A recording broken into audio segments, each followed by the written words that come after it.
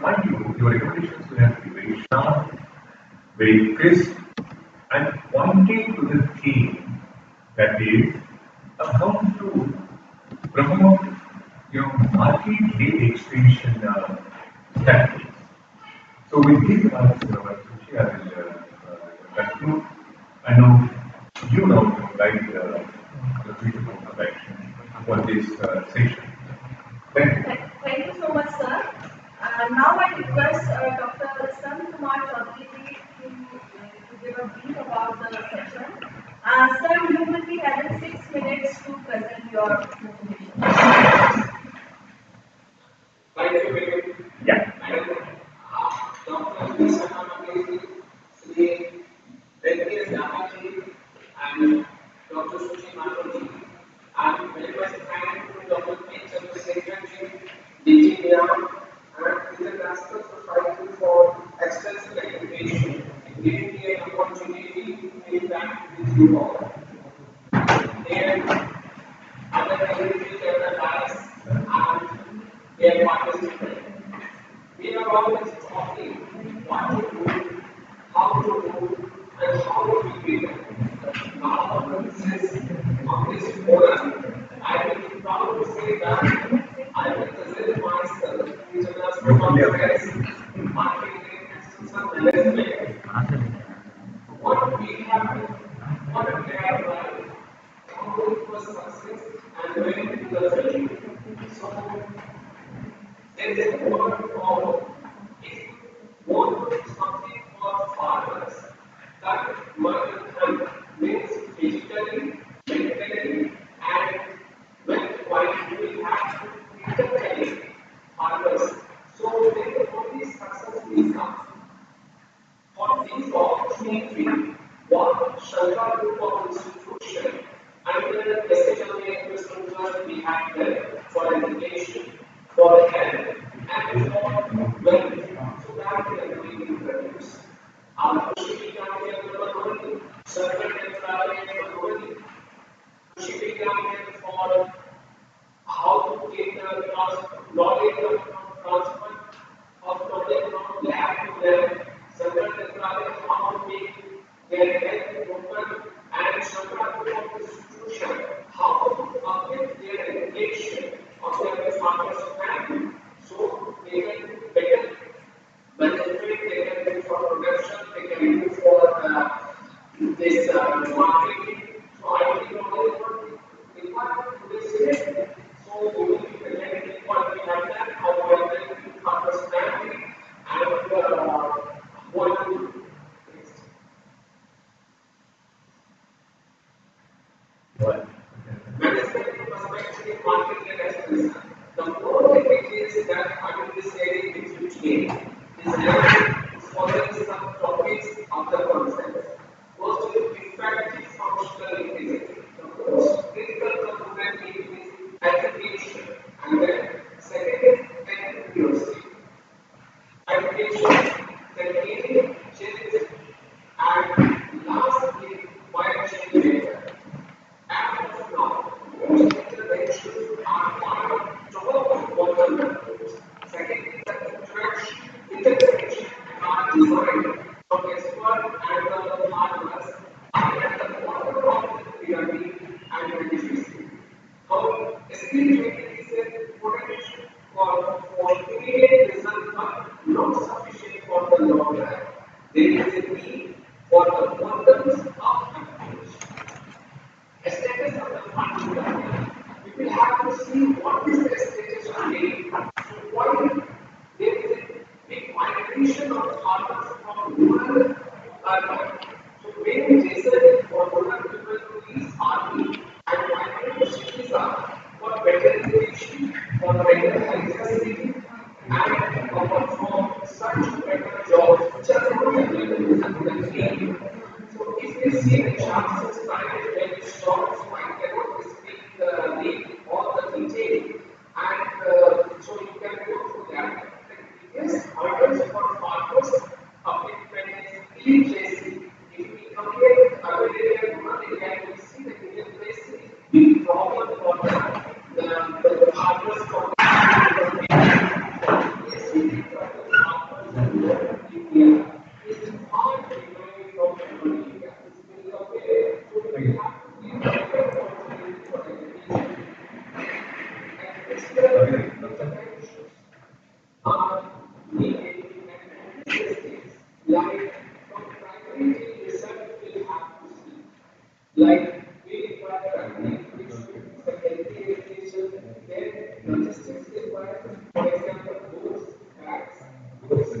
required for logistics. Then for higher education, you will have to take technical courses. So farmers practically get educated, the skills, knowledge that is required. They may require how to do the possible for education, may require trained teachers at grassroots level to support education. And next is research and development. Next, global collaboration for growth. This is what's happening in other parts of the world. So go to the rural area. So that's we require global collaboration. Now, what we have done, we started from primary education, our first stage of educational trust and other society where we develop our family school, secondary education, then we are coming to college, degree college, where our family are getting free education. Then always we taught that farmers is a Brahman and the land is the Brahmana. But how we will take care of the earth if their health is not good? So what we did, we have started hospitals and free health checkup is there, their practice surgery is there with this. And then what we thought in rural area, in lack of knowledge, lack of education, there is big migration of farmers from rural area to urban area. So we started education to the farmers. After making a number of institutions in rural area, we started BEd colleges, we started technical colleges, and we started in collaboration with ICAR, Ministry of Agriculture and Cooperation, Government of India, Krishi Vigyan Kendra, where farmers are coming frequently. This is the best place where farmers easily can approach. So they are very, they are having number of national, international conferences, then we are having our own publication, Kisan International, by which articles of the scientists are going to the farmers. If you can see the literacy, what was the idea? The census always comes in 10 years. So agriculture is how the one. Then the literacy was very less percentage. In 2011, we increased more than 18%. And most markets are getting more comfortable, but still move for next 2021. I'm very much sure that this data will increase that education percentage of literacy will reach more than 30%. And you see the female, if you don't go far away to get the education, so if you have institution in rural area, it is very comfortable for female farmers or for female to improve their skill and improve their education. So by this way, they are getting benefit. Next. Now, Krishi Vigyan Kendra, which was started in Mumbai in 1994 in collaboration with ICR, we have 150 acres of land left by our trust. This Krishi Vigyan Kendra having the various departments like horticulture, agriculture, scientific, veterinary, CC, home science, Mangoli painting, which is famous for the world, arts and crafts. After achieving that, farmers are unable to do technology. So they have this production, and by this institute, farmers and their family are getting knowledge of today's day. They are very benefiting. Next. Now, external activities and activities that is required for betterment of the farmers' family. So we thought that if they will use their own seed, it would be visible. So distribution of better seeds, introduction of cash crops via greenhouse, polyhouse, and methodology of cultivation. Then introduction of nutrient-based crops like one seed and one seed that we will do. So now they will maybe they are worried about cash flows. By this way, they are having better opportunity to make their family happy better. Training in new farming techniques like geology and initial cost was becoming very high, but now the number of improvements we have done by things, cost of cultivation is being reduced, like geology. Then we are doing critical consultations related to crops and crops health, diseases, and so I would like to convey to all participate and please कृषि विज्ञान केंद्र से चौथी कृषि वहाँ पर started acting clinic of agribusiness center under director Professor P. Chandrasekhar was the director of MA on 9th 2002. We started first. So by this agriculture of agribusiness center scheme, we have spent more than 3,000 agriculture projects and actually, and they have established their water university. Then awareness of companies with alcohol, national and international level seminars, try to be organized international conference through ADA, where more than 21 countries scientists participated. Three ambassadors of the three basic occasions on the road agriculture minister Rajwan CPK, Government Agriculture and Health Minister, Agriculture Minister state food and agriculture. So all these basically goes to the farmers after establishing the institution like institute training of rural KVP and rural was one of the first organizations where they made rural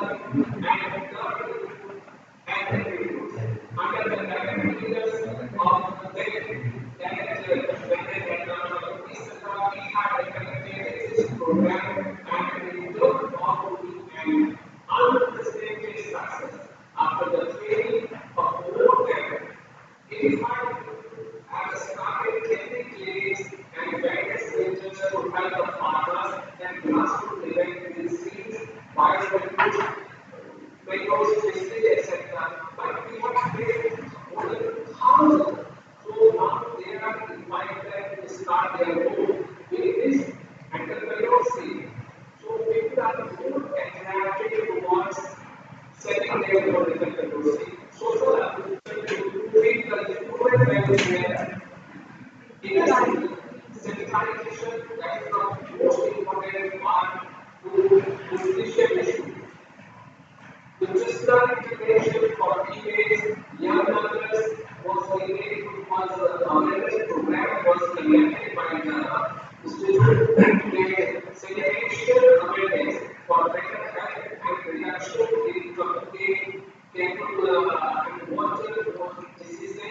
We have organized number of paramedical courses for 1 month, for 2 months.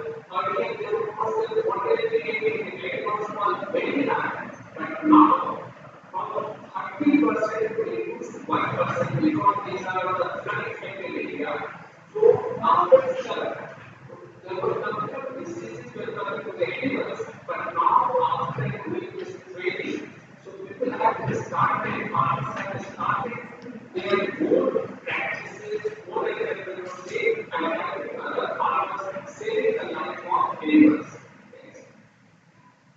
Farmers have concerns and with respect as a prosperity of farmers cannot be ensured without ensuring their value. The problems of peace and survival curiosity that farmers face would help the leading to a debt trap. You see, this the code is more that is very before we started Sangat Nicaragua, food Nicaragua, we are getting free health treatment, free health checkup, distribution of free medicine, cataract surgery. So earlier there was a very big gap between the need and facilities available. But with the Sangat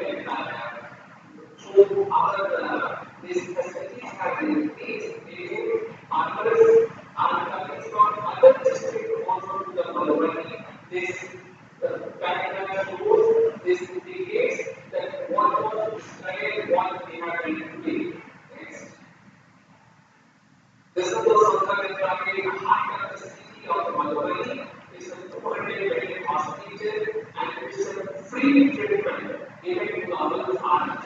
So health-wise, we are getting a strong and they are doing their better work in the field. Yes. This is what I have wanted in hospital. What I say, it's only good. I will convey all that rural areas is very, very good hospital. So all modern facilities we are having in the hospital and our farmers are taking their health. The way we perform more than 50,000 cancer surgery are performed free of cost. So this benefit most of the farmers health when they have improved and through OPD they have served more than 5 lakhs farmers. So it's a good contribution to us uplifting their health program. Now, post-operative care is also given free of cost as a medicine. Vision correction is made available to so that the farmers because sports can be protected in their profession. Conclusion. Providing better education to farmers help them understand the welfare scheme of the government and different agencies without knowing the information, without knowing the knowledge. Simple government such as Government of India, state government, other agencies are so many projects, but the lack of knowledge they are providing IT infrastructure and helping them become an educated professional, help them to understand the modern practices of the agriculture. Because today this is the modern, equipments, computers, through IT knowledge, we are giving information to the farmers, what is the market rate, other state, accordingly they are not selling the not price. So with this knowledge, farmers family are aware what price to be of, where to do, how to do, and to get good prices, accurate prices. Then reducing the cost of education and encouraging the farmers to invest wisely in profitable crops and better marketing strategy. So what we need today. So thank you very much. Before giving the opportunity, we have tried in the last only I can say that we will have to make farmers healthy, wealthy, and wise. To wiseness will come. There is a word of God. Vidya Pranam Vidya, Vidya Pranam Vidya, Pranam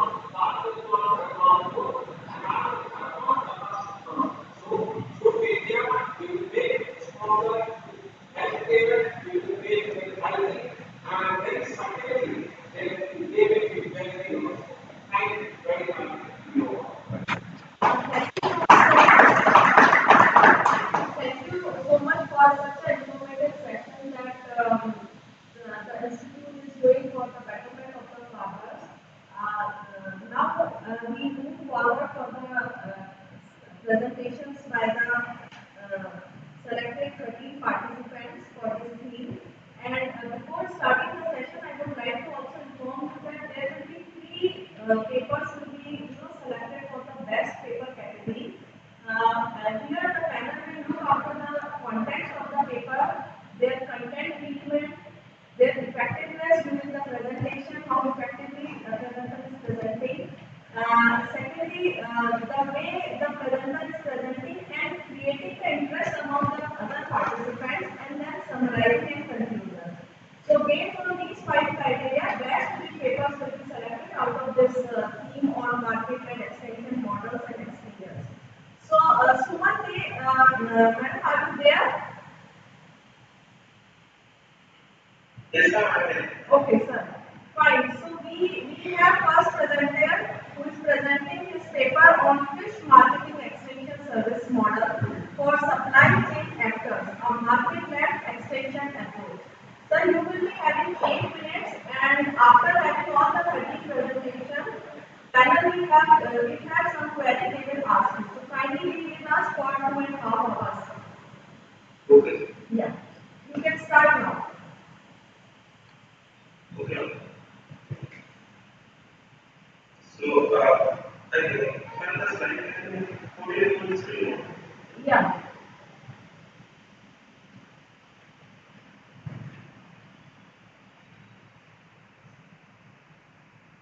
Is it visible? Yes, my wife is not who's connection. It's in the minimum. Yeah. So now you can start from. Okay.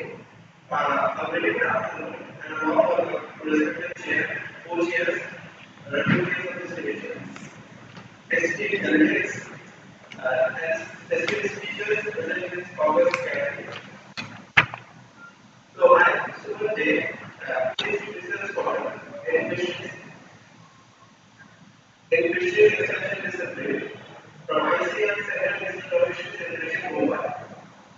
So I'm here to present my paper titled as Fish Market Extension Service Model for Supply Chain Managers, a market extension approach. So can I make sense?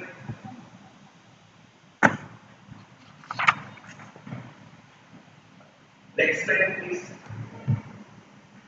Already the second slide is not visible. But on page 31, so these are our categories. So the next slide. So first of all, I will provide an overview of the fisheries sector. So aquaculture is the fastest growing agricultural sector, with its production growing at a rate of 7.5% per year. And India is the second largest producer of fish, with a total production of 13.4 GMM. Along with the area sector contributes around 9.71 million tons and mechanized sector contributes around 3.71 million tons respectively. Fisheries and aquaculture contributes around 1.4% of the national GDP and almost 7.3% of the agricultural GDP. And approximately 59.51 million people are engaged in fisheries either on full-time or on part-time basis. And also, the per capita fish consumption has also increased from 9 kg to 21 kg in recent times. So, the sector is clearly production focused and more focused increasing the production as well as the activity. So, can I go to the next slide?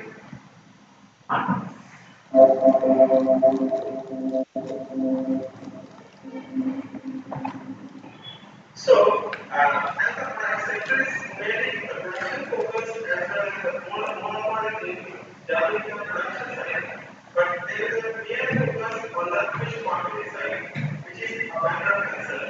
So, there are the pitfalls in the fish marketing system. That is, first of all, it lacks the proper infrastructure facilities in the market. Though there have been some initiatives with regards to delivery to provide markets, but it is not formed with a participating board, so it is not acceptable for the farmer or the other market players.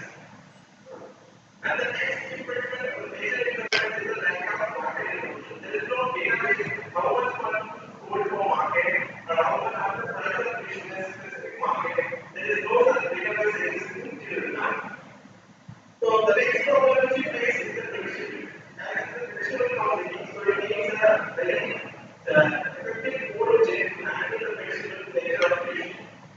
And the last day, the fish farmers are very small scale or marginal farmers, and they standard production, which raises their low prices by marketing, and they make it as collaborative marketing approaches, like SFPA marketing, employment marketing, the corporate marketing, which is persisting in agriculture. So the next slide, please. So, the national economic review studies the domestic fish market system in India is mainly unorganized and inefficient, which involves the vast number of intermediaries between the producer and the consumer, thereby reducing the fisherman's share in consumer demand. And also, the fish market system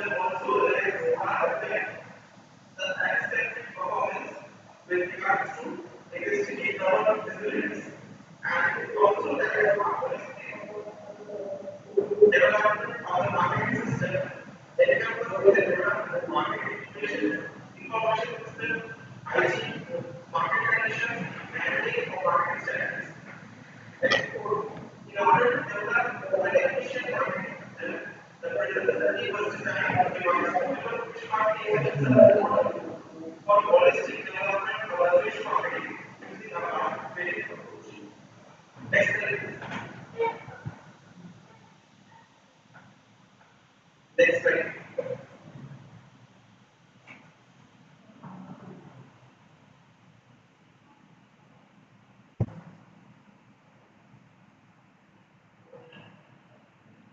Madam, Yeah, Mr. Suman, you can carry forward. no, moving findings project. Yeah, you please carry on. Okay. The exercise coordinated study is a personal event and focus group discussions which were conducted to elicit information on supply chain matters and develop participating market chain planning model.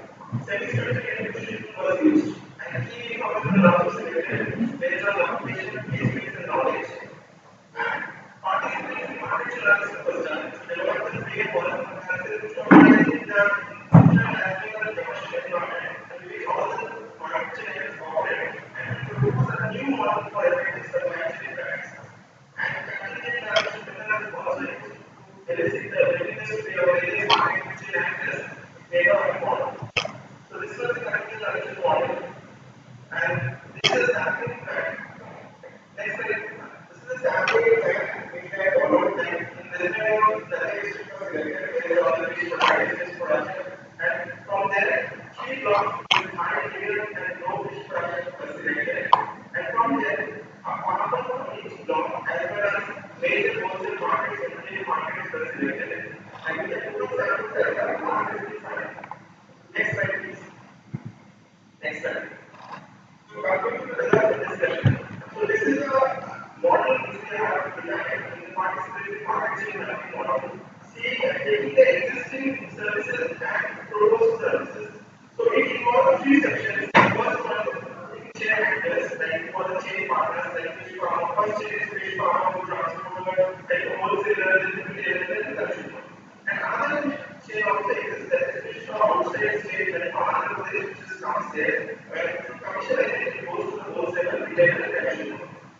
And the next is the business and economy, like the law and institution, visibility, marketing services.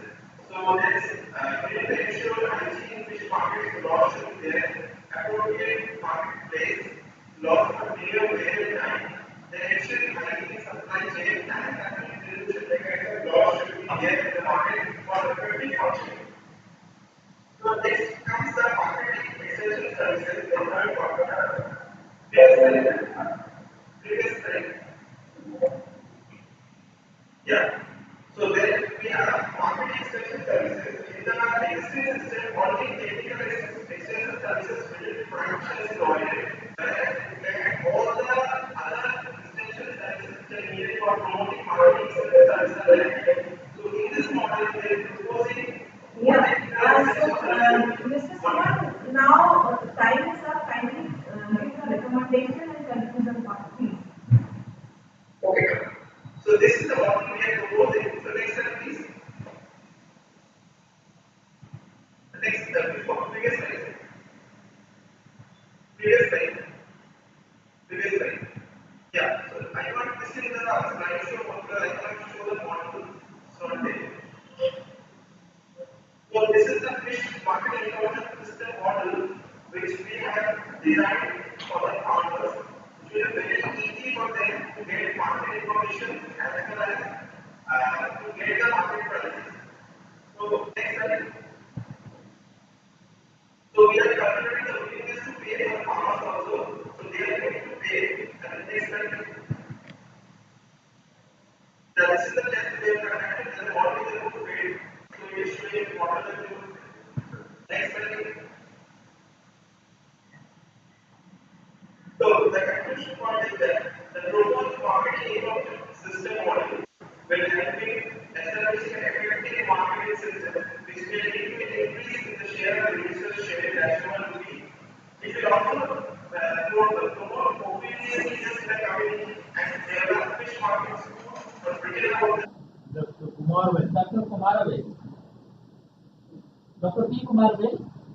Yeah, yes, good morning. Yeah, good morning. Very good morning. Okay, please introduce yourself and go for the presentation. Yeah. Can I share my screen, sir? Yeah, that will be ready. You can start introducing yourself, Kumarvel.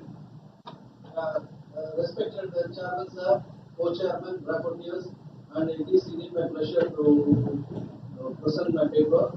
So I am Dr. Kumar Vel, Professor of Extension, Veterinary Extension at Madras Veterinary College, Chennai.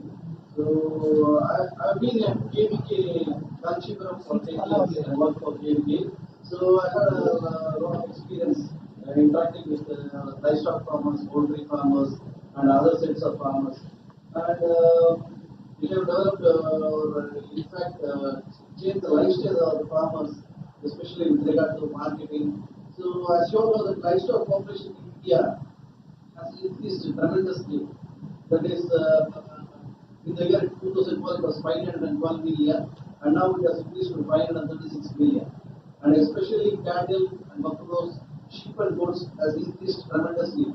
Whereas with regard to the rabbits and other animals, so the population has not yet has decreased. So the rabbit population, which was nearly 6 lakhs, has come down considerably. So there are various factors attributed to the problem in the production and the other aspects. So the farmers face the main problems as marketing. So with this background, I have taken this topic on marketing constraints encountered by progressive rabbit farmers of Tamil Nadu. So this is my topic. Okay. Next slide, please. Next. Next slide. Yeah, it's ready. Prelude. Yeah, okay. Yeah, prelude. So the rabbits have high reproductive potential and faster growth rate, and they have the ability to utilize the low grains and high roughage diets. And the main attributes of a rabbit is a very short gestation period, just 30 days, and early sexual maturity, and ability to rebreed shortly, and a short generation interval. These are the advantages of a rabbit. And though the consumption is there in specific pockets like Himachal Pradesh, Kashmir, Tamil Nadu, Andhra Pradesh, Karnataka, and Kerala, and still the consumption of rabbit meat is very less. So, because of the demand and availability, the farmers there face a lot of problems. Though they produce, they are not able to market their produce. So, with that aspect only, we are having this, we are conducting this study. And the methodology adopted is the study was conducted in 2 districts, namely Tiruvallur and Kanchipuram districts of Tamil Nadu. A total of 30 progressive rabbit farmers were taking for this study. So, who are having an experience of 5 to 6 years. So, they were taken up. And Garrett's ranking technique was followed for other aspects. So, majority of the rabbit farmers are middle-aged, educated up to graduate level, practiced rabbit farming, and 2 to 5 years of experience, and they generated an income of rupees 20,000 through marketing of rabbits. Next slide, please. Next slide. With regard to the constraints, production constraints. Are you able to see the slide, sir? Yeah, marketing and constraints, okay. Yeah. With regard to the production constraints, so there are a lot of production constraints for the farmers, like availability of pellet, because we have to keep pellet for the rabbits, and the mortality or the death of young rabbits, limited drinking water availability, disease outbreaks, lack of veterinary aid, and limited availability of clean water, labor shortage. So of this, the foremost constraint was the limited availability of pellet feed. So if pellet feed is not available, the farmers are finding difficulty to.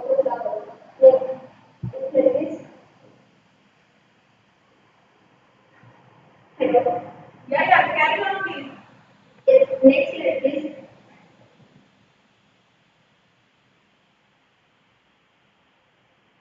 Hello. Yeah, please carry on. Next slide. Okay, you tell me what is the slide, then I will change it accordingly. Yeah.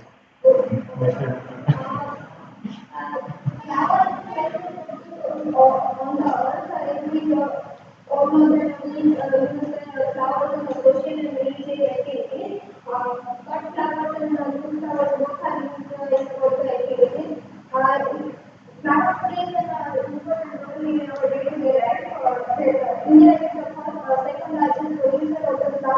these plants is exporter. And if we talk about the right now, then India stands first position in exporting of the right now, and main importers of the right now are US, UK, Germany, Japan, the Netherlands, etc. Next slide, please.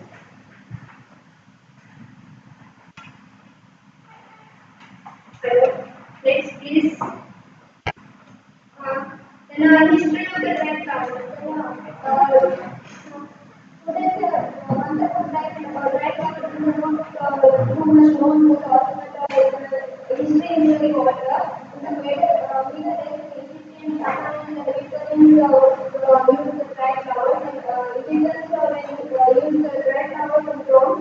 Then Japanese they used the red flower in art or origami art. In fact, we can see that image from the petals in the plants they used to create an art. And Victorians in the end of the 18th they used to people of garlic from the red flower they used to create red flower in the jewelry also. Next slide, please.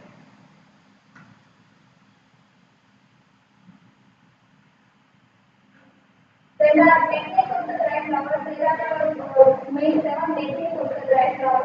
Next, please. First is the dry. In this technique, the flowers are the leaf plants of the flower attached with the rope or wire and keeping it in the heavy position for the several time. And then the second is the press dry.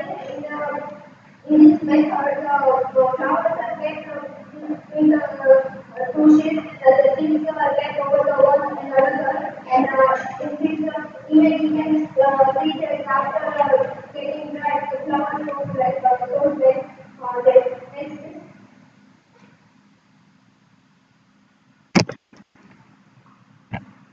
Next. But in the dry, since the dry process is saying foreign things are there, so that etc.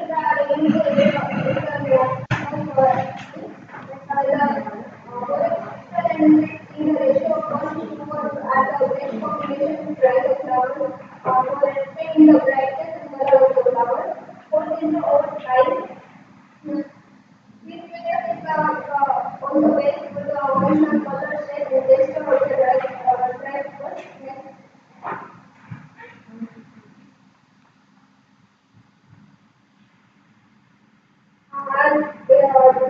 We need to be improving student value and promote awareness. Then the existing of viable established markets. There are very limited markets available.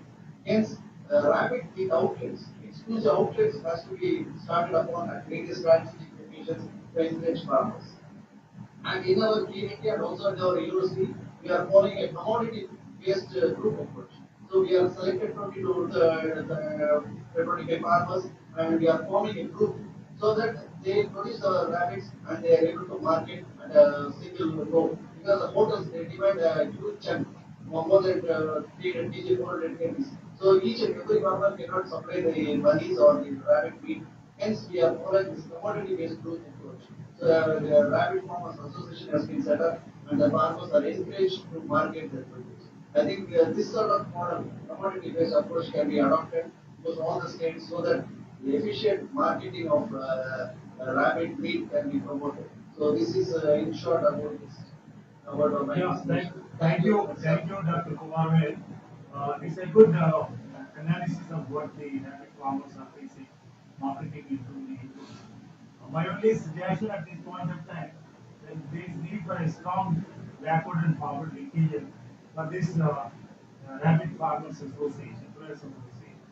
That can strengthen not only linking with the various consumers, but also the various input manufacturers.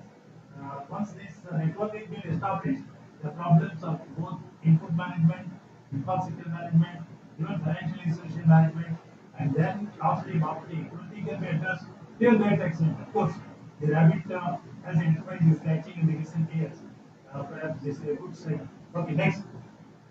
Thank you very much, sir. Yeah, okay. Next is Shubham Panda. Next speaker is Good afternoon, sir. Okay, please come forward. Yeah. Good afternoon, sir. My name is Subham Panda. I'm doing PhD at Institute of Agribusiness Management, Swami Keshav Rajasthan Agricultural University, Bikaner. So my topic is regarding role of extension services in disseminating the IPM technology in Rajasthan. Sir, I don't have the slides. Please, may I request you to run the slides today? Yeah, it's coming up. Just 1 second, it's coming up. You can just speak intellectually part. No, it doesn't matter. You can just leave the intellectually part if you are studying. Okay, sir. Thank you, sir. Sir,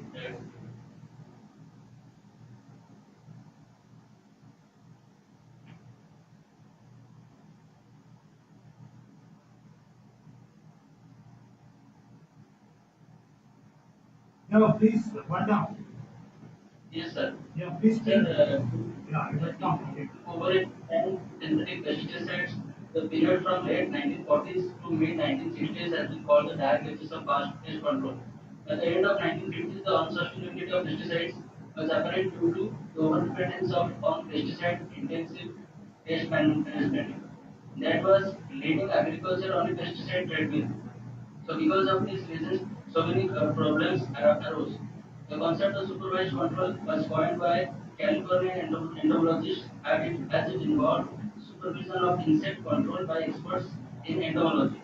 The gradual development of that concept led to the evolution of concept of integrated control, which involves the integration of chemical and biological control based on the aspects of economic threshold.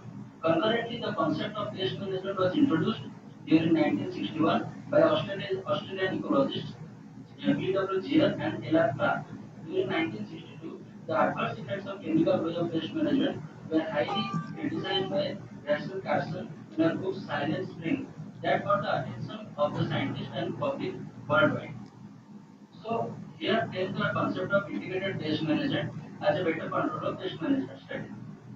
It was in 1967 the term integrated pest management was used for the first time by Robert Van Den Bosch and R.F. Smith. The concept of IPM was put to operation by an expert panel from the FAO of United Nations in the year of 1968. The definition of IPM was given by the panel of experts. Only my concern is, are you going with the slide that's displayed there, or do you like to have the next slide? Introduction to pest management. Yeah. So always tell you to go for the next slide. Otherwise, we will not be able to know where you are. Okay. Yes, sir. Okay, please. Yeah, no, okay. Please put that one. Introduction to pest management. I think you are in the target of that. Okay. During 1962. Yeah. Now I am in the slide of extension as a successful methodology for promotion of IPM technology. Okay, certainly we agree with that. Okay. Uh, Yes, sir. Sir, initially developed for empowering education to farmers on IPM, the Farmers Field School FFS extension methodology played a significant role in educating farmers regarding IPM in developing countries since 1989. So, since long, extension methodology has been a successful system for promotion of IPM technology. The FFS extension model started spreading from Asia to Africa and next one. Okay, this is the one. Yeah. in Europe and soon became most preferred extension methodology for the implementation of IPM programs in the countries of Africa, Caribbean, Eastern Europe, Latin America, and Australia. So throughout the world, extension methodology has become the successful system for promotion of IPM technology. Government of India has adopted IPM as a key solution to plant protection since 1985. So many extension services from the Government of India are working in dissemination of IPM technology in India successfully. In 2014 to 15, the Government of India introduced NMAET, the National Mission on Agriculture, Extension and Technology, in order to take a holistic view of extension under four submissions. Okay, next. So currently, the agriculture research and development system in India is dominated by public sector and is led by the ICAR. In 2018-19, the revised budget for agricultural extension services by Government of India was 205.53 crores for the country. Next slide, sir. Role and importance of extension agents in dissemination of IPM technology. As you know that frontline extension agents have crucial role in IPM implementation because they provide the necessary connections between the farmers and the communities. They disseminate on-farm research efforts in the field. Knowledge and education are two essential elements of a key agent or an extension worker. Incompetency in knowledge and technical know-how create a gap in the dissemination of technology. As you all of us know that knowledge and education is an essential part. Agricultural extension workers act as a bridge between the researchers and the farmers in the transfer of technological information. Traditionally, the three methods, personal contact, group contact, and mass contact methods, through results and method demonstrations were widely used as methods for dissemination of information. With the primary objective to help farmers improve their farm production, productivity, and profitability, the Agricultural Extension System (AES) should take upon the responsibility of information dissemination to transfer their knowledge, skill, and attitude of the farmers. Okay. Agricultural, agricultural extension work is very complex and huge as it involves all the sectors related to agriculture. But it has a greater role in improving the quality and quantity of agricultural production. It is considered as a major agrarian and political instrument of the state in enhancing agricultural production. Lack of clarity and knowledge about the role of agricultural extension in transfer of agricultural technologies and in helping farmers in the adoption of modern agricultural technologies are the major problems faced by agricultural extension community today. It is essential for the extension agents to have a thorough knowledge of various disciplines in agriculture, their ability to deal with farmers and persuading them to adopt a new technology. Are to be considered as a major focus towards promoting IPM because in developing countries like India, the extension agents mostly promote chemical control measures, that is pesticides or pest management. IPM is a farm technology which controls pest by judicious application of pesticides in agricultural systems as a last resort. Lack of interaction between the farmers and extension workers have increased the use of pesticides over time. Next slide. Okay, next one. This is Excel system in Rajasthan. Yes, sir. Okay. Now from the figure we can see that the number of trainings for agricultural extension officers has decreased from 2010 to 2015. So it may be the reason that agricultural extension services or agricultural extension methodology is not that given importance. So it may be the prime reason that the pesticide is highly prevailing in the farming community. Next slide, sir. Yes. Extension No, system in previous. Rajasthan is one type. Yeah, Excel system in Rajasthan. Yeah. Regarding IPM, Rajasthan is a land of diverse agroclimatic zones. There are 10 agroclimatic zones in Rajasthan. Agricultural extension plays a key role in boosting agricultural productivity, enhancing food security, improving rural livelihoods, and changing farmers' preferences and farming practices positively. Extension services to a pluralistic extension system include extension services by government organizations like ATMA, CIPNC, state agricultural universities, NCIPM, and other government and non-government organizations also in disseminating the IPM technology. So we can see that in the next slide, Okay, next. the demand in the chemical and biopesticides in Rajasthan from 2014 to 2019. If you can see that with the efforts of extension agents, the demand of pesticides has decreased and demand of biopesticides has increased.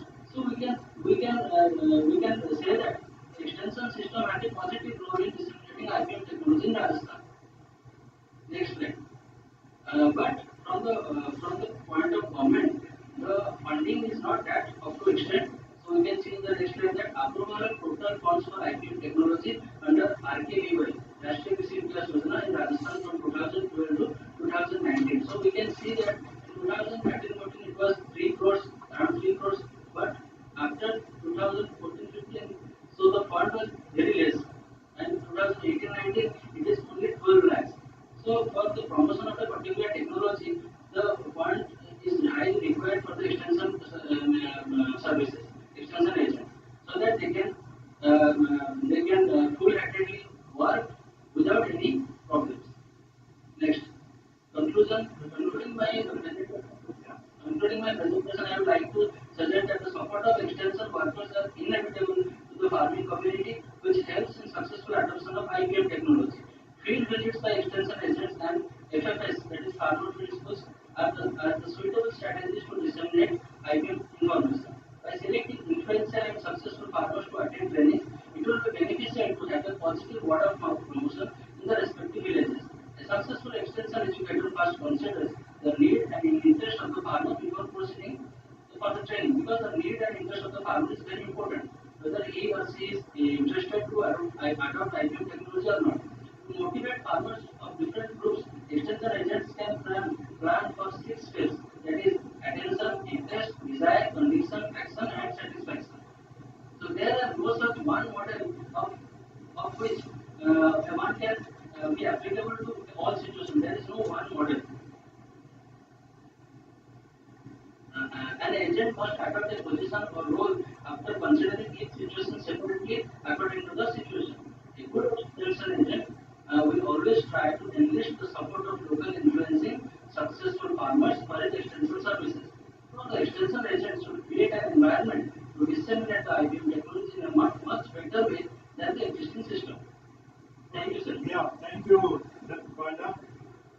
It's very interesting information how the education efforts on IPM has reduced the purchase of plant chemicals, and also it has increased the use of the bio-agents, bio-fertilizers, whatever the other IPM technologies which are eco-friendly.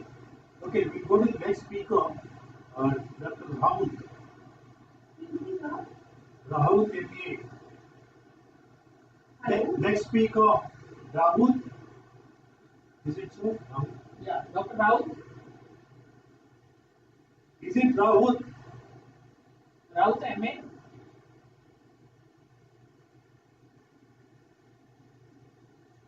Hello, are you hearing to us? Hello?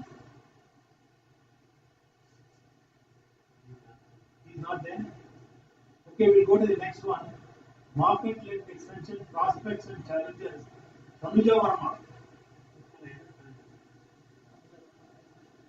Huh? Hello, so is my voice audible? Yeah, now it is audible. May you know your good name? Sir, my name is Tanuja Verma. Yeah, you are there. TVC is there. Yeah, it's learned that you are not sent the presentation.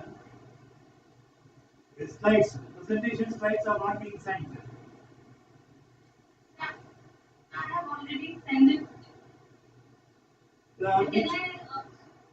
Can I share my desktop? Yeah, you can share your experience quickly. Okay. Then if you want to share from here first. Huh? If you wanted to share the presentation from there. Your laptop only you can share within 7-8 minutes. Okay. Okay, Tanuja, quickly. Yes, sir.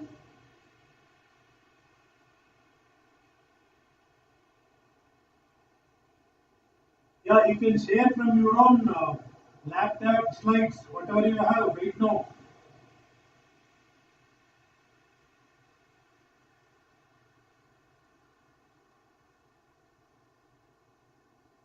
Are you hearing to us? Yes, sir. Yeah, please you can continue. Madam, please start.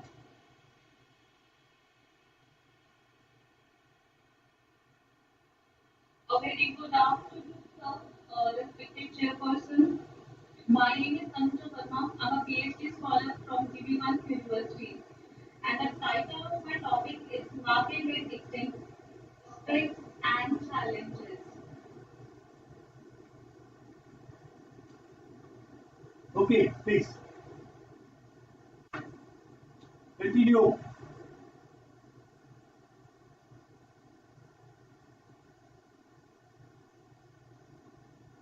They can't show their things. They can also do that. They can show you. No. Yeah. Then you can also share your slides now. No problem. We can also view it from your end.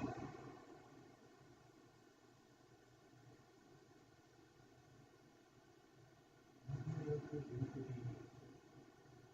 link they have to deal with.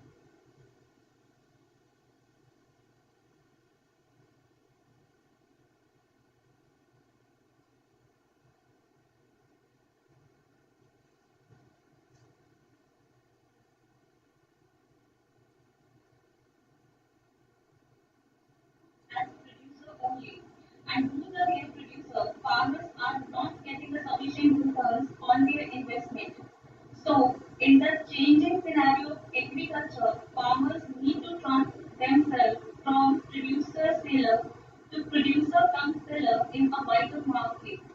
So, in this situation, the farmer also confronting some of the questions such as what, when, and how much to produce, when and where to sell, and at what price and in what form. Now it is the time to focus on farm to fork.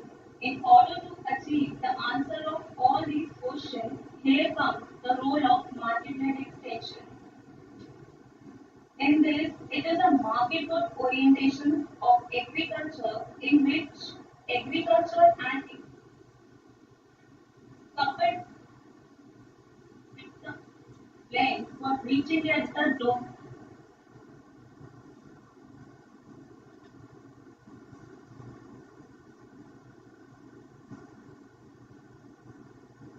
You are hearing to us.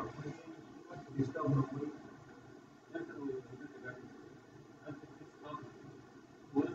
Tanuja, Yeah, you can continue, Tanuja.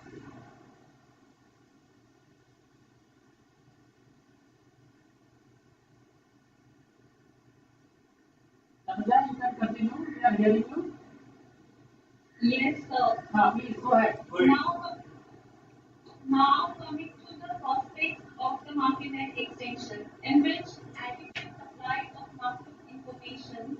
This includes all the information which provides information about selling prices, market trends, etc. Second is the market-oriented production, which means the production should be based on the demand and the preferences of the consumer for a particular variety, quality, and packaging, etc. And third is the upgrading knowledge about the marketing, which includes the concept of product planning. That is, the careful selection of the variety to be grown with the current market trend. Now coming to the next slide, which is challenges. In this, first is the production-related challenges, which include seasonality of the production, which means the supply of the product is not uniform throughout the year. Second is the perishability of the produce. In this, the farm products are highly perishable in nature, so that the farm produce should move quickly from farmers to consumer. But due to the lack of transportation and cold storage facilities, most of the farm produce are becoming waste. And this is the most serious concern as we Indians are stood on 92nd position on the World Hunger Index. Now the another challenge is related to market-related challenge, which includes non-availability of market information, also involvement of so many middlemen, and due to this, the farmers are not able to get a right decision about when and where to sell his produce. And also, another challenge is related to extension-related challenges. And in this, as we know that information is the soul of extension. So in this, the availability of the market news in a time and with the speed is of the utmost value. But due to the lack of updated information, farmers are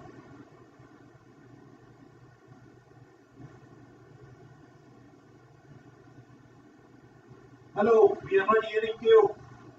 Tanuja. Hello. Hello. There is some disconnection there only. Yes, sir. Hello. Tanuja. Hello, Tanuja Verma.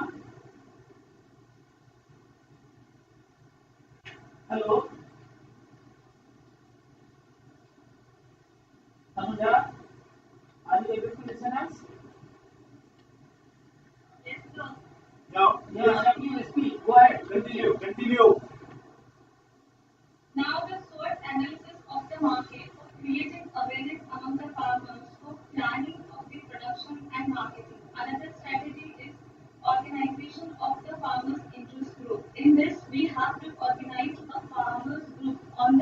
monthly basis and also provide a capacity building by providing training on a cost reduction strategies of farming as well as on grading and packaging.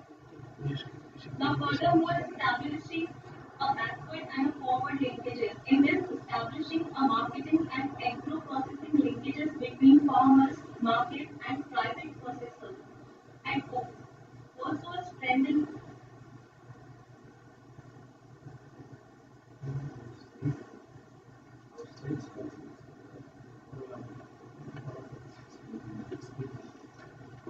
So, it focuses on enhancing the interactive and communication skills of the farmer so that they can exchange their views with the customer, middleman, and also gain a bargaining during a direct marketing. Now, coming to the conclusion part, NLS has concluded that we have to sensitize the farmer more on the various aspects such as quality, consumer preferences, value addition, and other marketing inputs.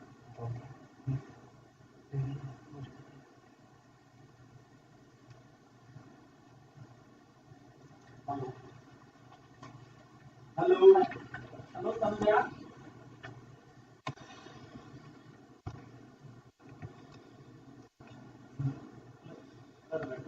Conclusions are there in the paper. See, hello. You see, we have the recommendations of the paper. Conclusions. Conclusions what she has drawn. In that way, in the paper we just say. Slides she has not. She has sent the paper. Yeah, they find the conclusions. Yeah. Okay, Thank thank you. It's also good. Yeah, thank you very much. It's a good effort.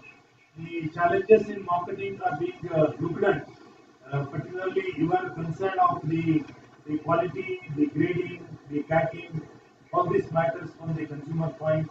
It should be connected with the link and demand and the supply. That's also another important area that needs to be looked at. Anyway, thank you very much. We shall go to the next speaker. Yeah. Next speaker is Raman Choda.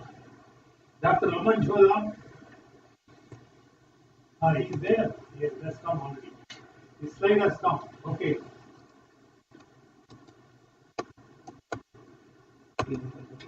Yes, Dr. Raman Choda.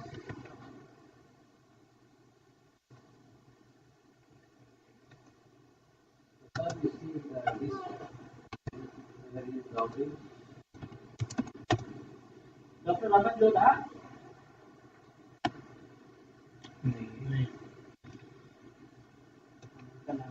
नहीं है sir. Dr. Raman Jodha. Can you listen us? He has sent his slides.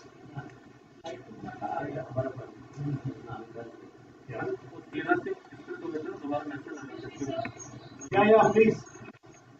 Yes. I just want to ask what about the presentation? Your good name? I'm interested that the live presentation was interrupted. Second speaker. Yeah. But please wait for a minute. Wait for a minute. We are coming back. If you have your slides ready, it is going to be uploaded here. Is it being uploaded here? Yes. But why is you are not able to speak then? This is a disturbance from your own end. Because you are using two sets of communication tools, both your mobile and also computer. That's the reason why you are not able to listen to you. Anyway, you keep that one. Yeah. No, you please use one of the speakers for communication. So it will be easy. Either you use the mobile or computer. Okay, let me use the computer. Now you please keep it ready and get back in another 1 minute. Okay, now Raman Jodha is not there. Dr. Raman Jodha. Dr. Raman Jodha.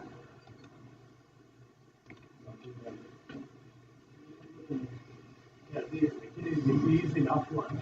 Then we'll come back to this the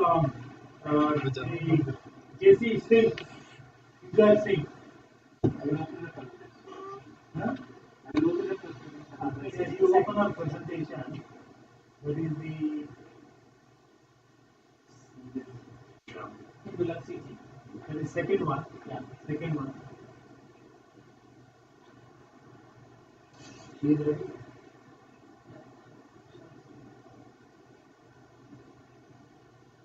So speaking, but not able to catch up completely. Yeah, it's okay. Now it has come. You come forward, KCC. Mrs. KCC, come forward. Your slide has been opened now.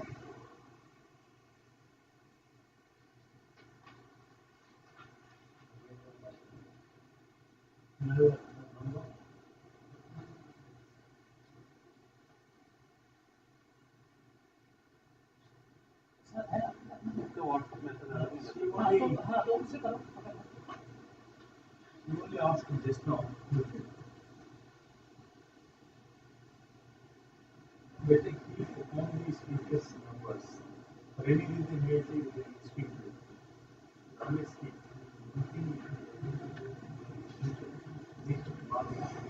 At the evening, we should able to call them over phone and see that they have been in order or not. Checking has to come immediately. Because most of them are all students. Some of them are really students. They are not used to it. When you are exposed, we decided to contact what you We receive on the email, and through email we are in touch.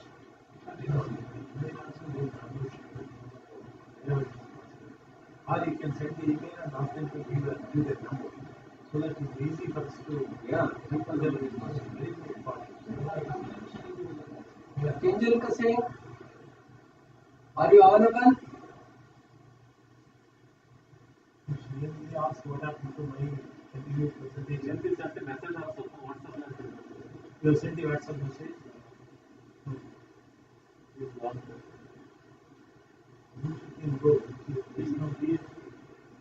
You go to wait for 1 minute and you will wait. Hello? It's okay, no problem.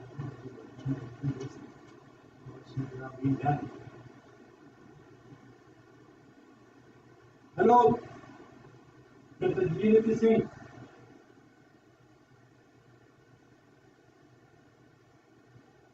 Okay, no problem. Now we will continue with our presentation. They may join later, let us see. Okay. You open the 5-point strategy. Yeah. This is the last one. This is last one. And Yogesh Tarate. No, he is not responding. Oh, you are there. Okay, good. We look for, we look for your help today. Yeah, you can, Yogesh. Yes, sir.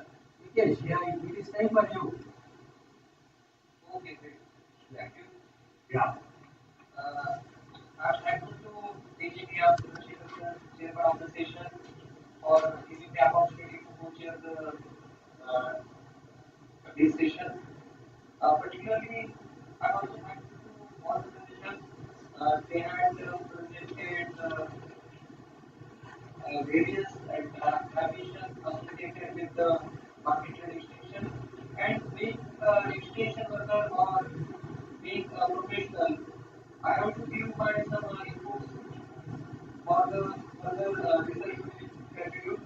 Firstly, there is need to focus on the integrated value chain approach because some presentation were associated with the market constraint and we should not go into generic terminology right now because in presentation of the rapid marketing we are telling that there is constraint of the marketing infrastructure but actually what is meant by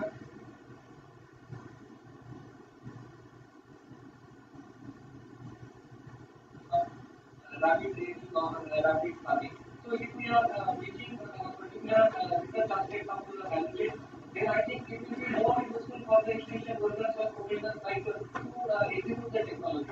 Otherwise, the theoretical part is more generic and process the extension community to scale up the technology. Secondly, in case of the even Meenakshi just talking about the financial. But if we are considering specific business models, then I think we need to be very, very specific about the value chain financing part. So where is the requirement, whether it is required for particular administration activities or setting up infrastructure or specifically required for the value chain acting activities. If all minute parts are captured into the same, then it will be good for all the stakeholders of the community.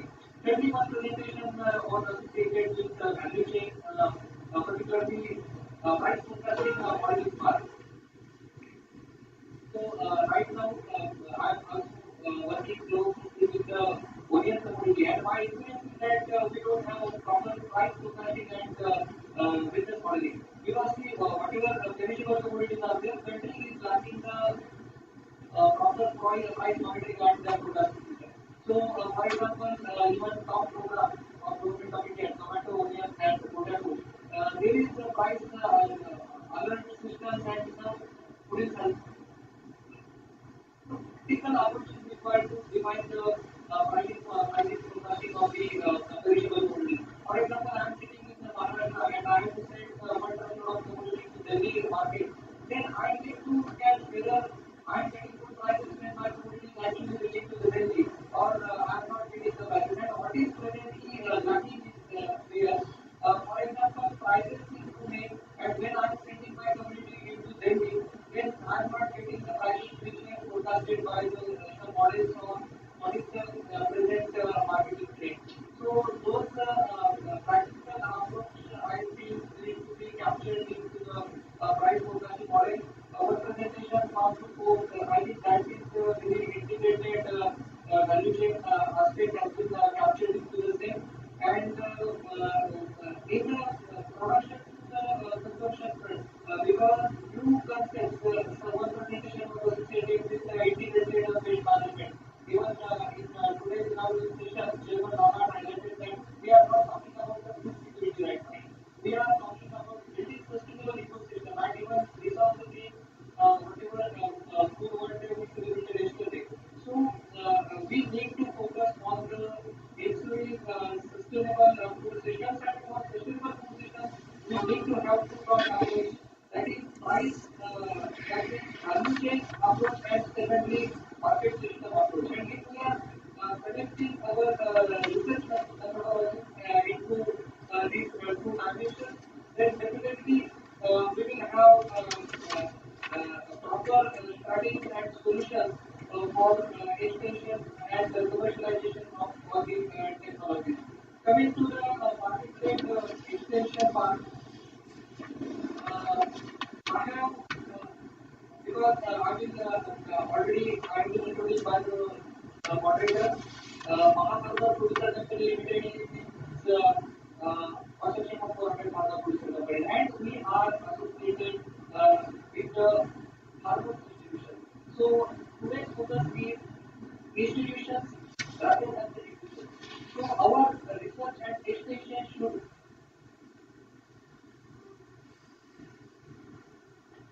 because this is dimension or this is switch from traditional marketing approach to the new market new extension approach. So this is highly required for us. We are dealing with value-added commodities, pulses, oilseeds, and whatever technology and capacity buildings are required for us, because we need to not only build the capacities of the institutions, but we need to build the capacities of the individual partners.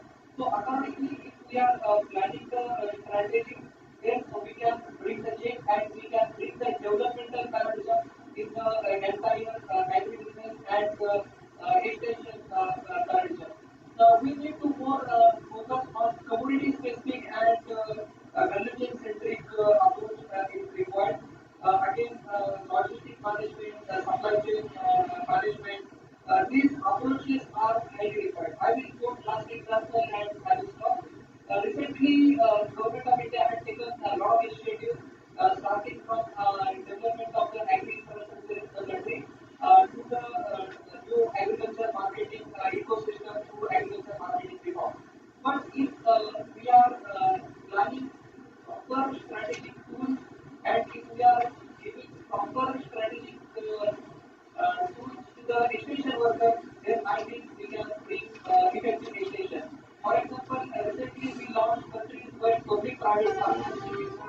for onion storage and marketing. And what are the constraints we were facing? Currently, we don't have prototype of 1,000 metric ton of onion storage structure. We approach to ICR institutions, we approach to state agriculture universities, but proper support of not given by the scientific community to the extension workers like us. Then another problem on that, whether there is requirement of the financing.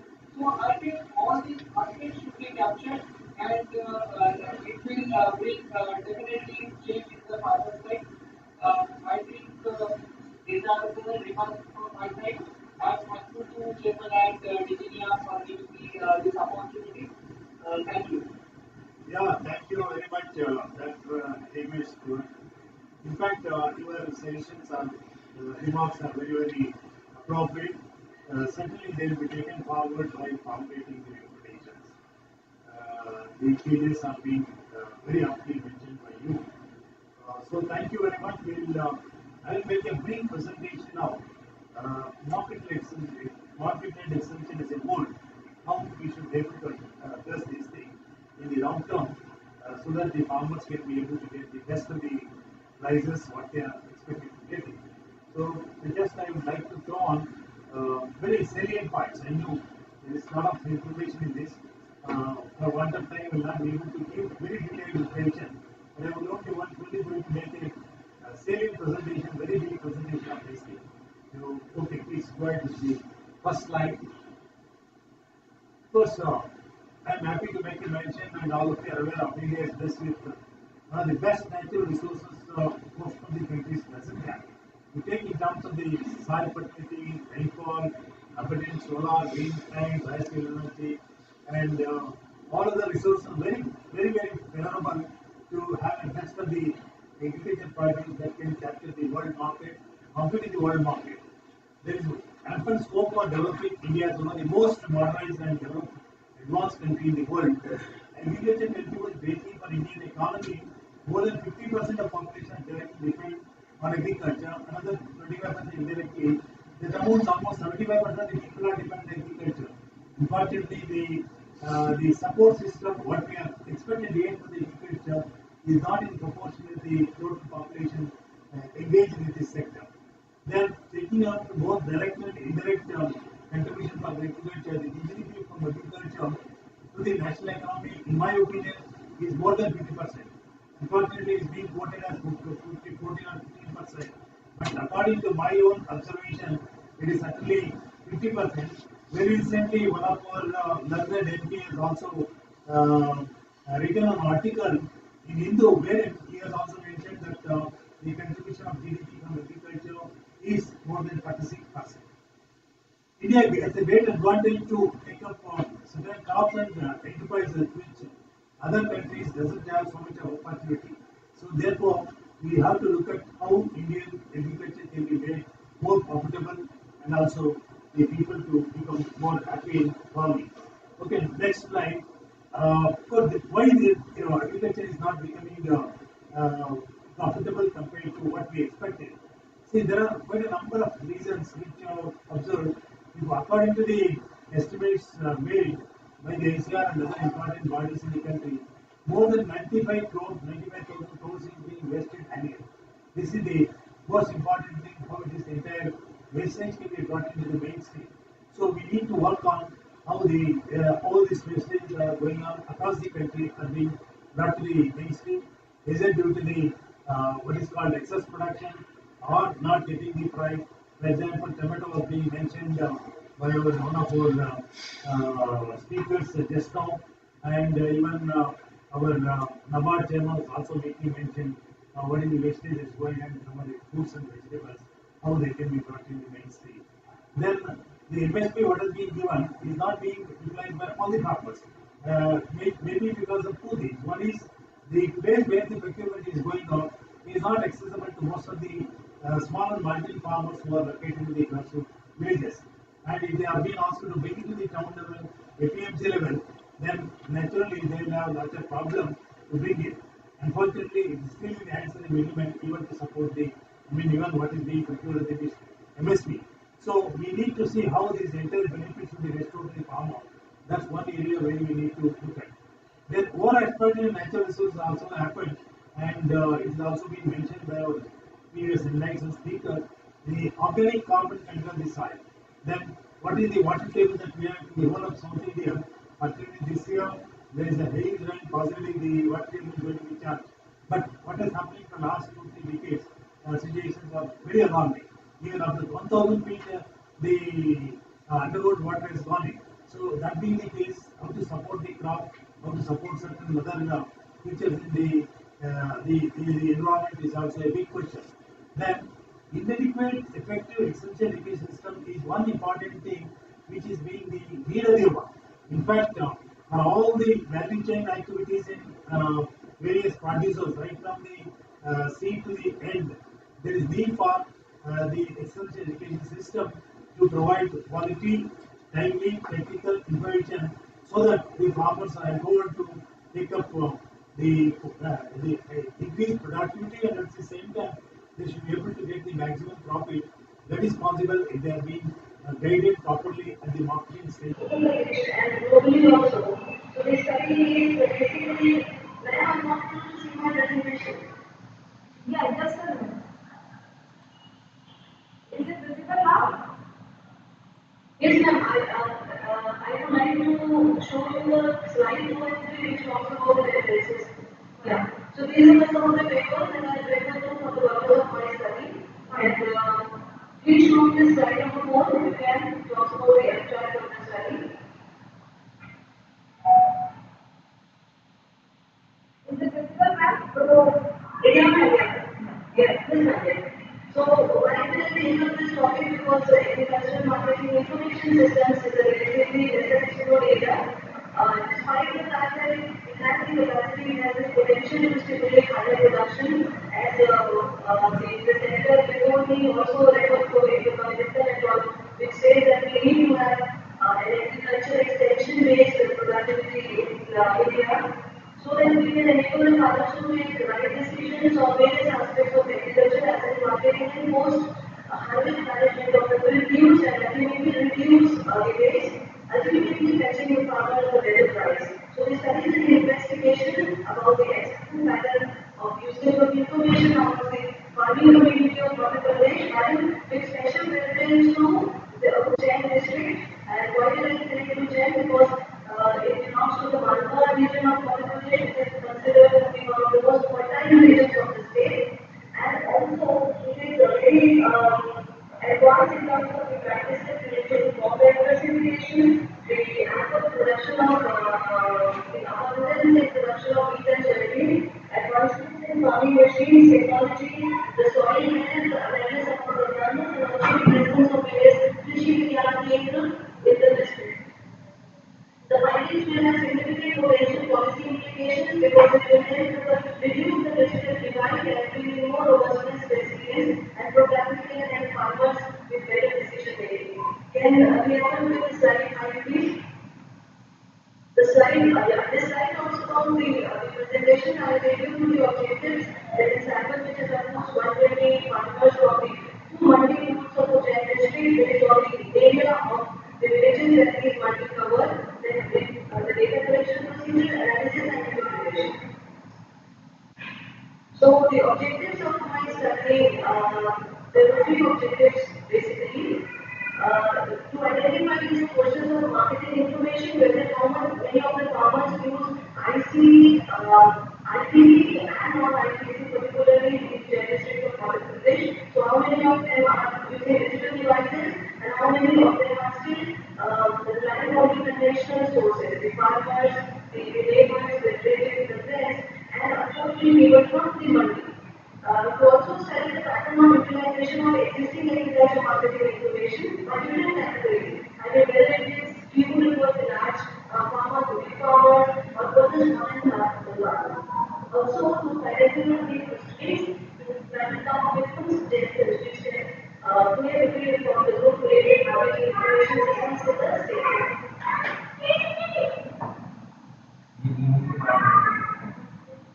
So the next slide talks about the study area for Madhya Pradesh, Ujjain, Malwa region of Ujjain, size 120 in importance, and of course, I did administer a questionnaire containing 16 to 17 questions of various parameters.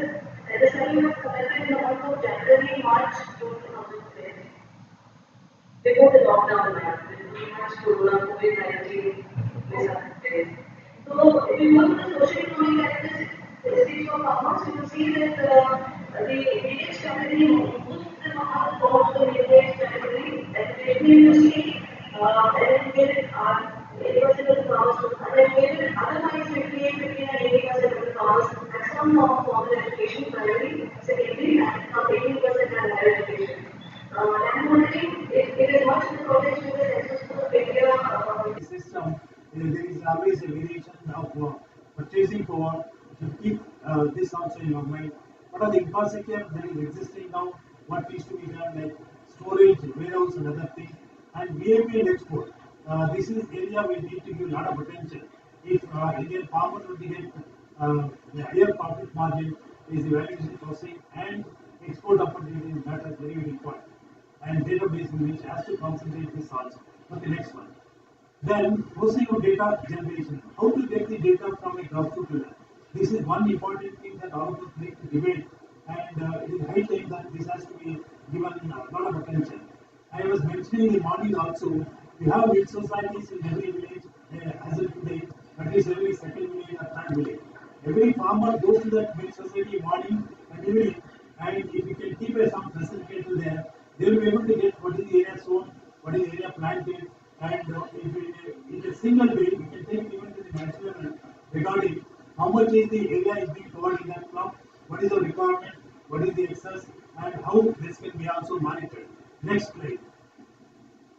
Okay, the panelists at the state and national level can able to facilitate monitoring of this area of the different crops where the problems are very quite common.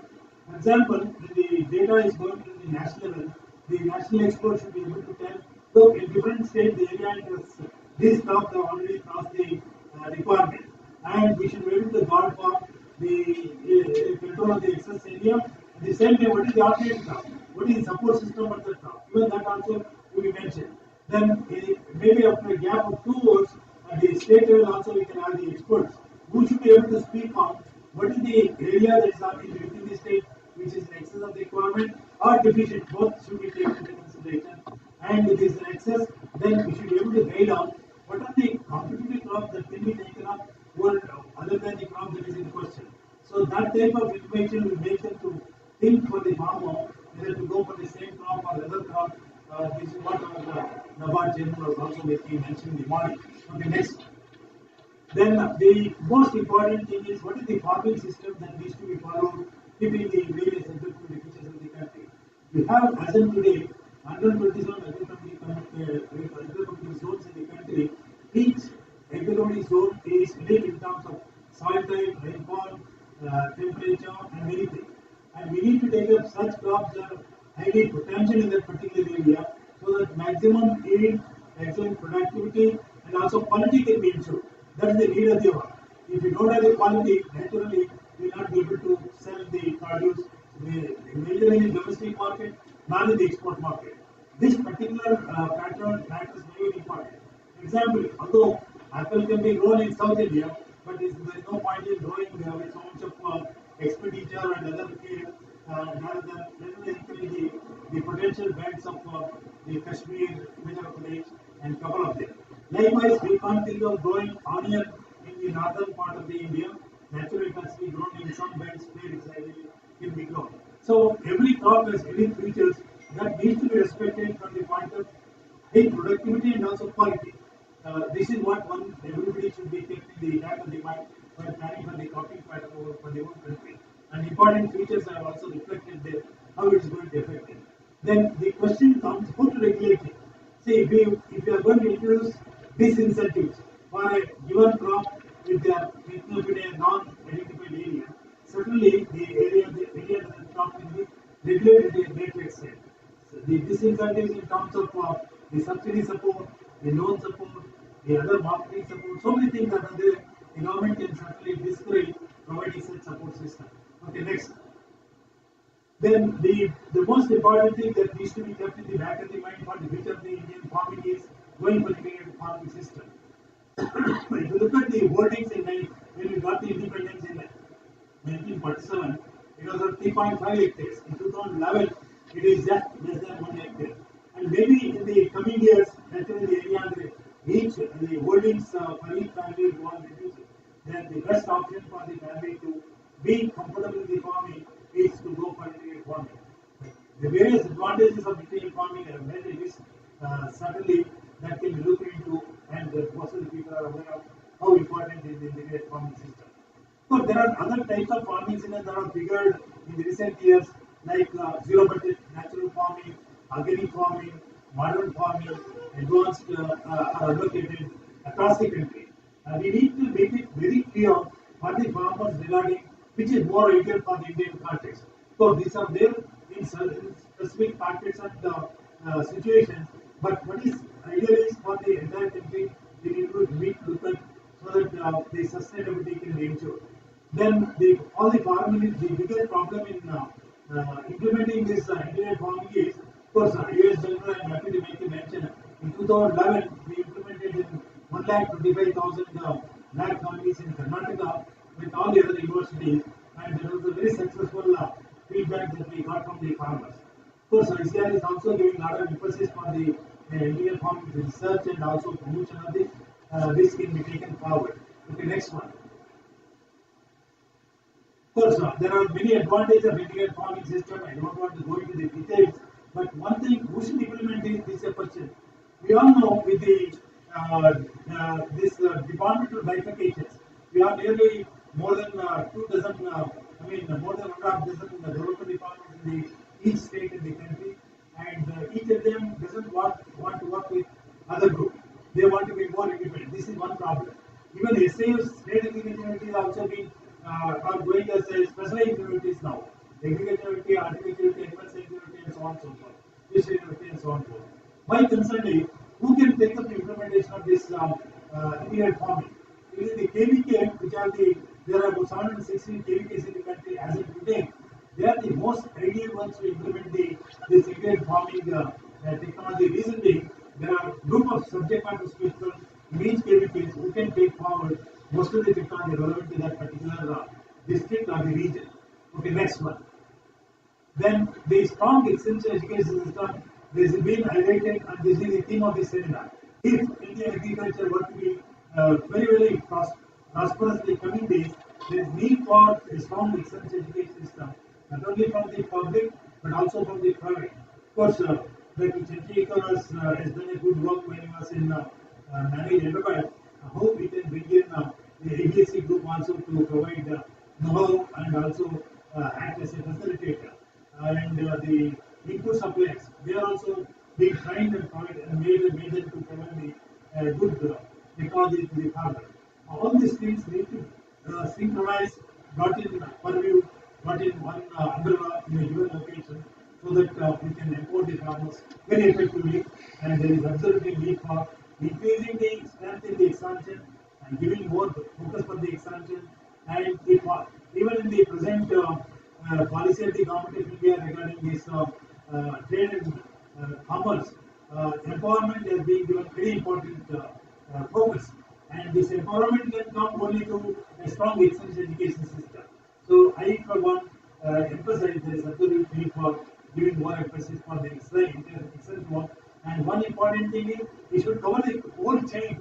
Unfortunately, we end up with the production most of the time. But if we can take forward on the post office places, the valuation posting, the marketing of all these things at each stage, then the whole thing can become very powerful for the farmers to sustain the farming in the coming years. Okay, next one. Then, of course, one important thing that we are not very comfortable today, at least in some states, they have shifted the position of agriculture state where being what they call earlier it was being called as the Ramaseva. It has been shifted to Hogli level in some states.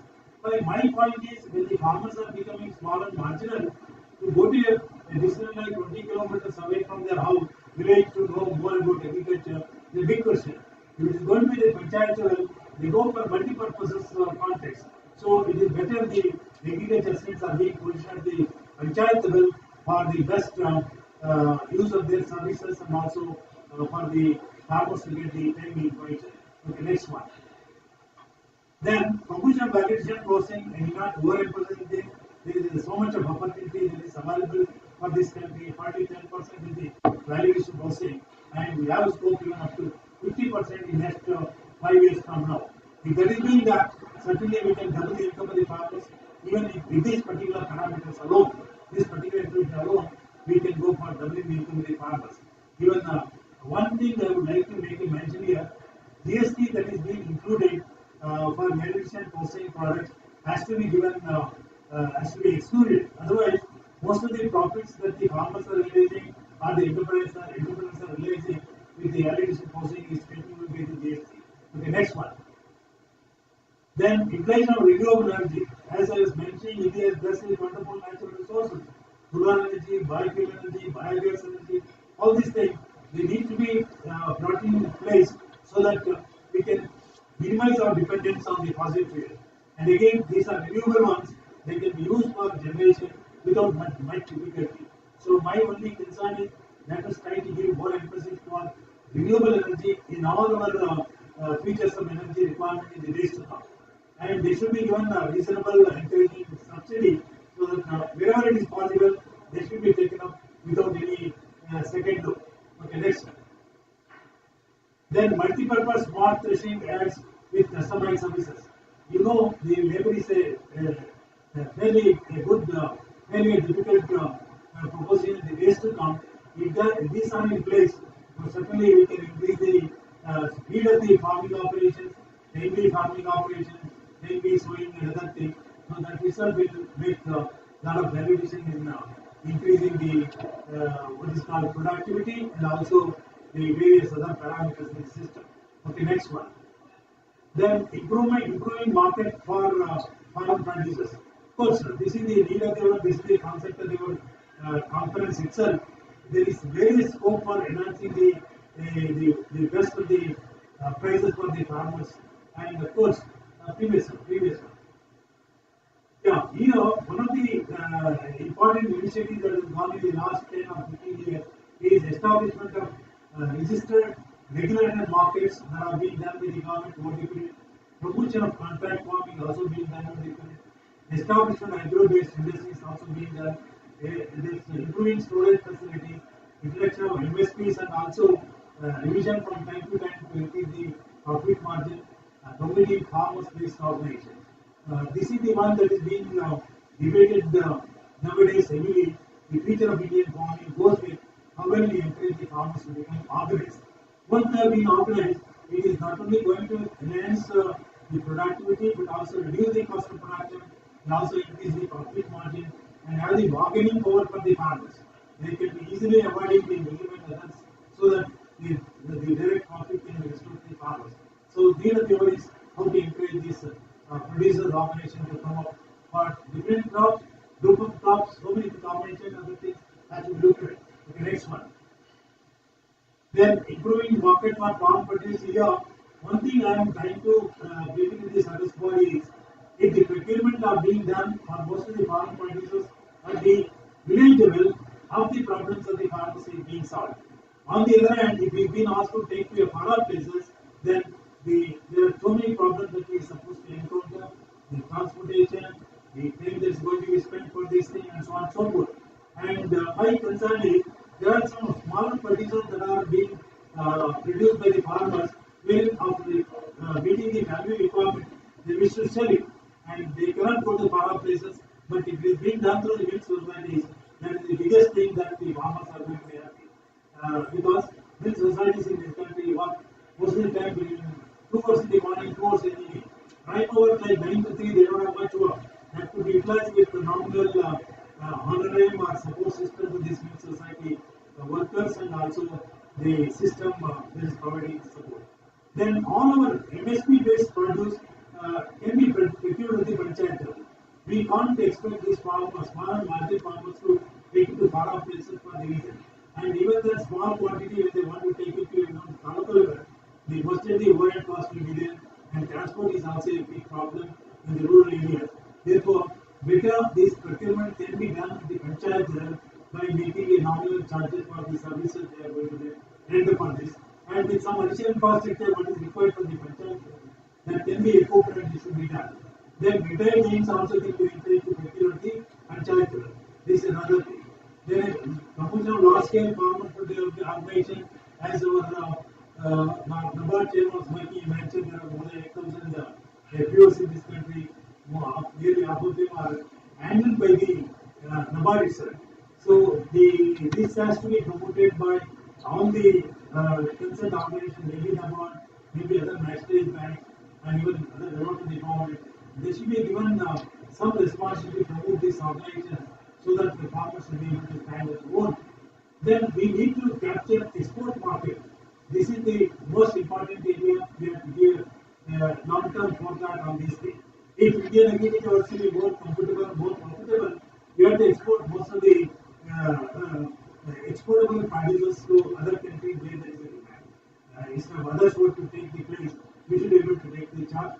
Only thing is, we have to meet the export standards that is very much required.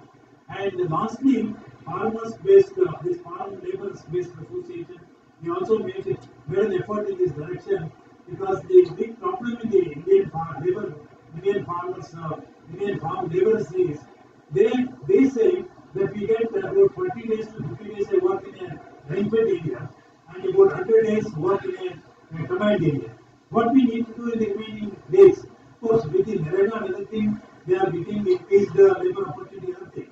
But the question is, if they have been organized, certainly it is possible to provide them the employment around here, and at the same time, they can be trained to do certain skilled operation, other things more efficiently, so that they will be more productive and their conditions also will be very, very satisfactory. Okay, next one. Then milk producer cooperative societies have already been mentioned. They can be used very profitably for procurement of the smaller producers, which are already getting out. And we have established rural biofuels association and also job fuels association, wherein I was also making the morning how the procurement is being done for the biofuels. You all agree, India is blessed with such a wonderful biofuels. In the whole of western part of India, right from Karnataka to Punjab, Rajasthan, Gujarat, Madhya Pradesh, and also Maharashtra, Telangana, so much is the biofuel. Particularly wheat, it is not being brought to the mainstream at all. Most of the things is not being even harvested. And the mechanism what we have is, it will be procured by the milk society people based on the advice of the association on every Sunday. And even the school child, going children, the SHGs, they have been encouraged to procure. This is a methodology we follow. The study was conducted in Bangalore Metropolitan City. It was conducted by Mr. Sridhar as a part of his postgraduate research and business management. And data was collected from the majority of the families who are having pure income money. The data was collected by using previous schedule by person interview method. 7% of the study is 60 consumer, where those are the consumer who are residing in the localities of Bangalore metropolitan city, namely like Yalhanka, Manipura, Koppalpally, Rajahmundry, Rajahmundry, and other key respondents were retailers. Total sample is 68. And next slide. This is coming to results and discussion. First one is socioeconomic characteristics of consumers of value product. When we come from age, the majority of the consumers were middle age, that is 35 to 50 years old. That is 51.6% of them were middle age group. And when coming to consumers' education level, the majority of the consumers were under graduation their education, that is 41.66%. And the gender, the majority of the consumers were male who consumes products at 55%. And occupation, majority of them are working in the private sector, they consume more of the payroll products. Next, annual income, when considered low, medium, and high annual income, majority of the consumers who are at medium and income group, that is 3 lakh to 5 lakh, they are the major consumers, 53.38%.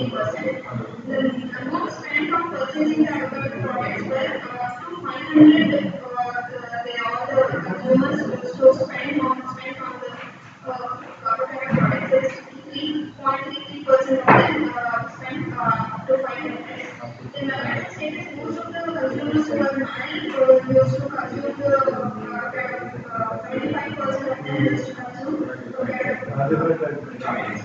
And the type of the family, most of the consumer that 73.33% of the consumers comes from the nuclear family who consumes the avocado product. Next one. This is the presentation of amount spent on the purchasing of products. As I said, the majority of them spend up to 500. Since the product is more costly, since it has a more health benefits and also cosmetic benefits, so they restrict as consumers restrict up to 500 rupees. Next slide. This is socioeconomic characteristics of retailers of value-added products of avocado and value-added products. Here three different profile characteristics. One is age group. Here retailers who are up to 40 years, so they sell or they produce the avocado products. That is 62.5% of them belongs to 40 years group. And the majority of retailers who are done with the graduation are more of retailing of selling of avocado products, that is 75%. And in experience in market, majority of them, that is the fourth category we have here, that is 7.5% of the retailers who have experience up to 10 years, they are also selling, and also who are above 20 years also selling the avocado products. Next slide, please. Here is the population of value-added products of avocado during our study in Metropolitan University. In most of the supermarkets and retail outlets, we have decided in that we got two categories of value-added products of avocado. One is consumption products and another one is cosmetics products. Under consumption products, we have majority like milkshake, juice and cakes of avocado products. Under cosmetic products, we are different company under different company name. For example, like Avon body lotion, Fiamma gel bar, Cara B4B cleansing wipes, Fiamma shower gel bar, Hardy Control moisturizer, Johnson's baby hair oil, Lemon body lotion, which are cosmetic products which under avocado. Next slide. Coming to conclusion, in India we have already said that avocado is not a commercial crop, but in some regions like Tamil Nadu, Kerala, Maharashtra, Karnataka, it is grown as a food crop. So when socioeconomic characteristics of consumers as well as retailers is concerned, the only condition consumers are not using the value-added products of avocado because maybe the fear of added preservatives, hence there is a great need to create awareness among the consumer with respect to the product quality. Documentation of value-added products of avocado which are available in retail outlets in city shows that these products are mainly due to more of health conscious and also beauty conscious. So since the nutritive value is high in the avocado product, it should be also create awareness regarding avocado products. Thank you. Thank you, Kavya. Actually, avocado product basically needs actually marketing. They need marketing. People are still not aware about its value. Am I audible now? Yeah. So very well, you have presented your study very well, and this avocado is basically need awareness among the consumer. This product is not known to everyone in this society, so it basically need marketing and awareness about this. So thank you so much for the wonderful presentation. Now, thank you. Yeah. Hemlata Deshmukh, are you connected with us?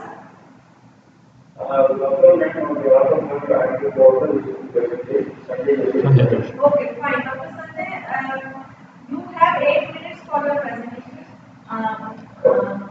So yeah, please.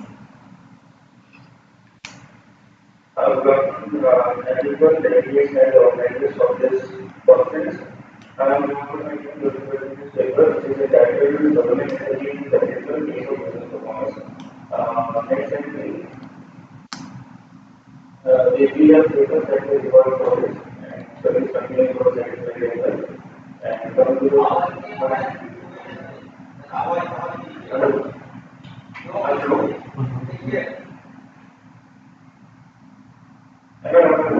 Yes, please continue. Yeah, yes, please continue.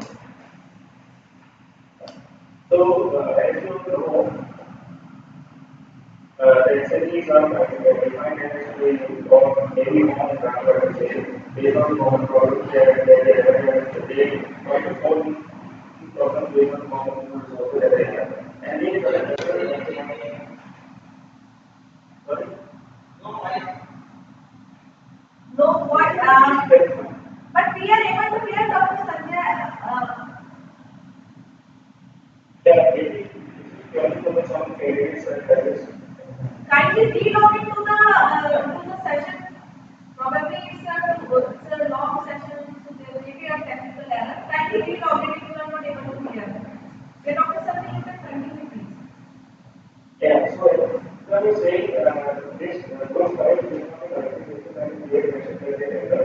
particularly when they run on success because of business and their user because the group of these things are providing a affiliate for the those things. So, if we consider for study to develop a record provided on the community, we purposely selected some activities which were in the Session and giving a very insightful and powerful speech and presentation on this occasion, and we are very delighted about the thought process we are generating around all participants. Now we are coming to the end of the session, and now I would like to convey my thanks to the chairman of the session, honorable chairman of the session, handling the session very effectively in a very time-bound manner and guiding us to handle the session effectively. Thank you very much, sir. And I would also like to thank to Shri Yogesh Swaraj, MahaFPO chairman, and CMD for giving the good suggestions during the session and giving the time to being a co-chair of this session. Thank you very much, sir. And I also thank to all the presenter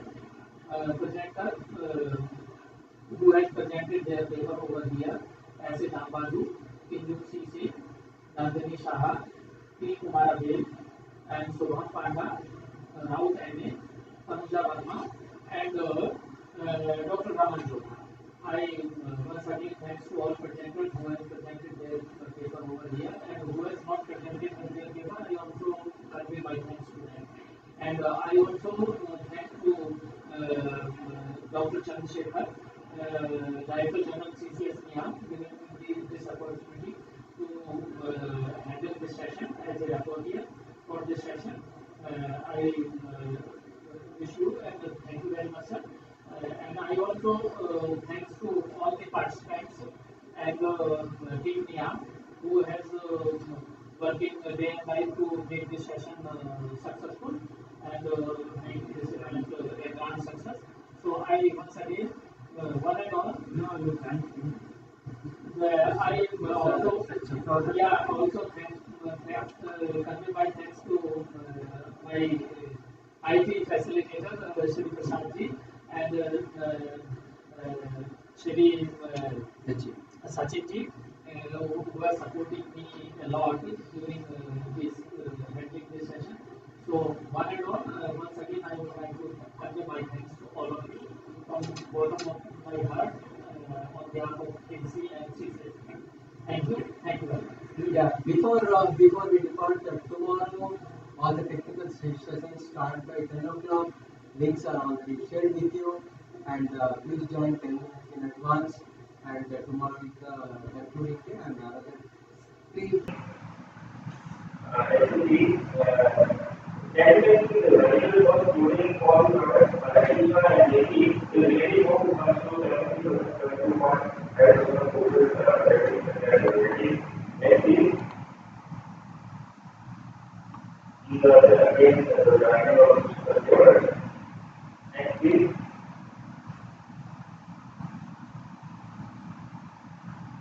as far as the compare the Amla A and